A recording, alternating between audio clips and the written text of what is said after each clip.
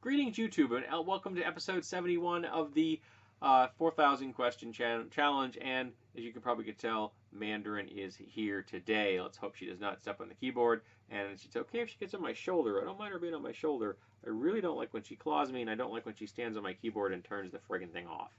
Because if you hit the space bar, the camera goes off.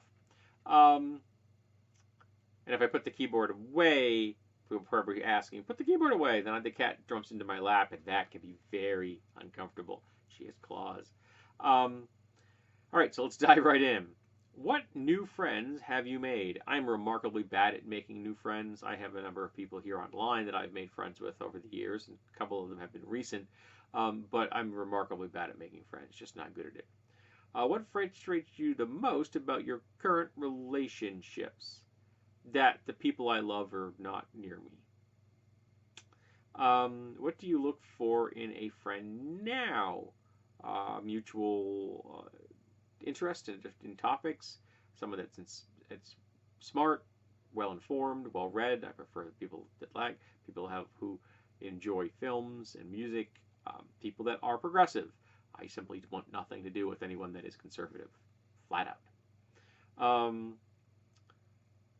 What relationships are most important to you? My wife and the people I consider to be my best friends, I guess. That seems like a kind of a self-evident answer there, don't you think? I don't know. What qualities would your relationships ideally have? It's kind of like you're theoretically here. If you had a potential relationship, what qualities would you think they have? Again, I'd like to have some honesty, and I'd like to have support, and I'd like to have them know that I support them. So, healthy relationship dynamic kind of things.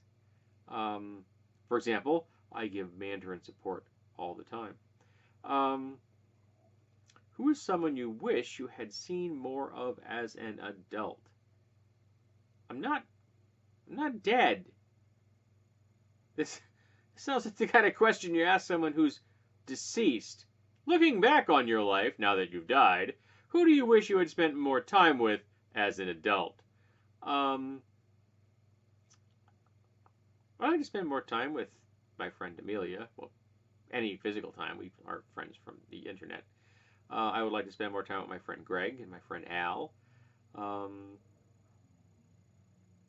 So yeah, there's numerous people that I would want to spend more time with, but that question just seems like it's a thing you ask a dead person. Okay. How much does it matter that most people like you?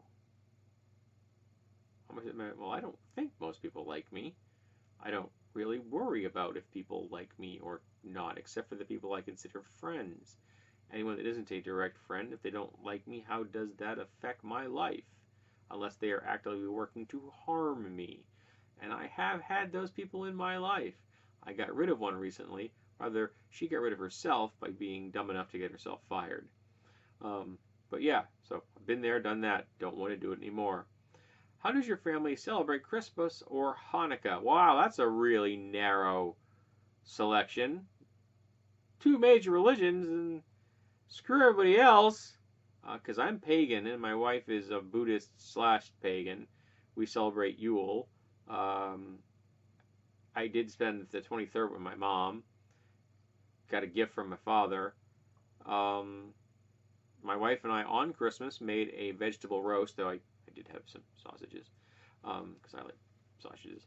And on New Year's we made vegetarian lasagna. It was delicious. I should say my wife made it. I didn't have much to do with it at all. I was there when we bought the ingredients. So yeah, there's all kinds of holidays that go on during that section. Hanukkah is one of them. That's not a major Jewish holiday, by the way. But there's Kwanzaa, there's Saturnalia, there's Yule, Festivus if you're absurdist. So yeah, there's numerous things that go on that time of the year. It isn't just Christmas and Hanukkah.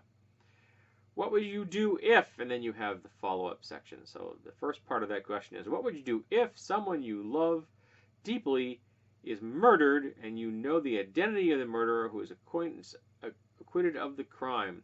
Would you seek revenge? I would like to think I would not, but I've never been in that situation. so I can't give you an answer. But I would like to think that I would be a person that follows the law and would not seek revenge, because that is never a good path to walk down. As the old sayings go, if you're going to seek revenge, dig 2 graves, one for your victim and one for yourself. Okay, what would you do if you discovered your best friend is addicted to drugs?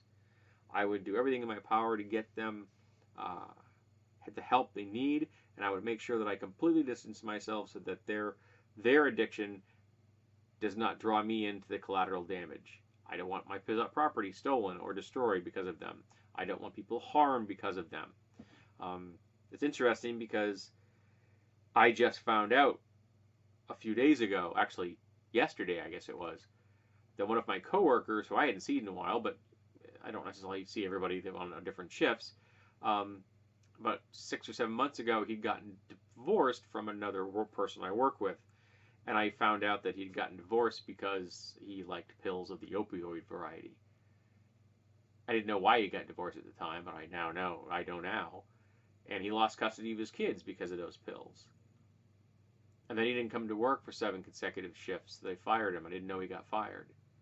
And then shortly after that, he OD'd, and his father found him dead. I was raised by an alcoholic. Those are ugly paths to walk. You're lucky if you get out alive. So I would do everything in my power to help somebody get out of that. But I'm not going to destroy my life in the pursuit of that effort.